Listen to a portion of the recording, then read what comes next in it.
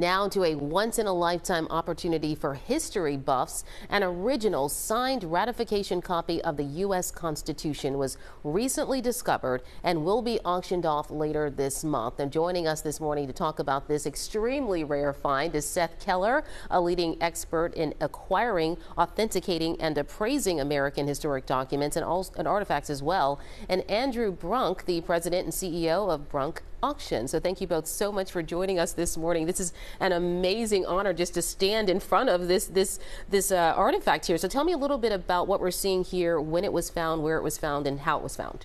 So quite a moment of discovery. I think for most people, if you've moved or sold a house at some point, even after just a few years, you accumulate things tucked away in drawers and so on. So the family that owned this had lived and cared for this house for 7 generations. And as they prepared to move it over to state stewardship, to a public property, they were cleaning things out and so on. And in a filing cabinet, in a storage room, out came some documents. And through the course of pulling an appraiser that came to look at those things and then bringing us in, the sort of magnitude of the discovery came to light. And imagine like going through your filing cabinet and finding what is a cornerstone of American democracy. It is quite a moment. I can only imagine. And the importance of the document really is the rarity of it is pretty remarkable. Only 8 known copies of this document. This is amazing. Now, how old is the document? Well, September 28th, 1787 is when it was printed and Charles Thompson signed it. Mm-hmm. What this shows is the movement from Philadelphia when the Constitutional Convention is done to New York, where Congress is. And so the convention is only reporting to Congress, and they have no authority to do anything. It's Congress that decides with this resolution to send the Constitution to the states for the people to decide. And here you can see page 1 starts with "We the people," the preamble to the Constitution, but it's one sheet of paper. So this is page 1, page 2 and 3 are viewable on the back, and then page 4 has the coolest parts. After the signature, it's George Washington's cover letter and the resolution to Congress saying, here's our proposal, here's what we think you should do with it.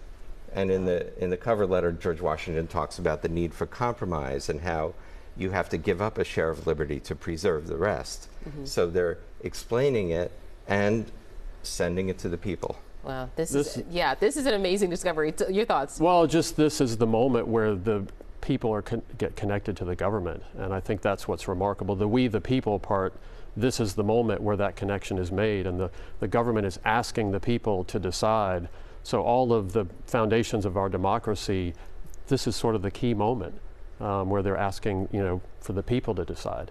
And this, of course, we were at the National Constitution Center just on Tuesday for the big presidential debate. That's a museum, of course, that celebrates the Constitution, explains it, really is just an amazing museum there. So just to see this in person is just amazing. This is expected to fetch, at least $1 million at auction? It's going to be auctioned? Well, that's the starting bid, which is already met. That's the starting bid. There's no reserve. It wouldn't surprise us that it could go for $20 million or so.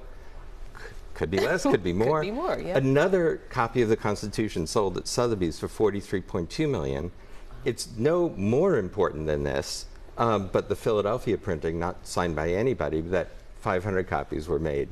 This, 100 copies were made, but only 26, we think, were signed and actually used at the time to get the word out. No TV, no internet. How do people find out about these things? Well, the governors and the executives of each state got one of these documents signed by Thompson to show this is the official Constitution that you then have to debate and share with the people. All right. Well, and the Constitution Center would be a great place for it to end up ultimately. It absolutely would. Yeah. Most fitting place, absolutely. It would be. Thank you both so much for being here. Thanks for bringing this discovery with you. This is an amazing discovery, the closest I'll ever be to history in this way, I'm certain. So thank you both very much for your time today. Thanks for having us. We do appreciate it.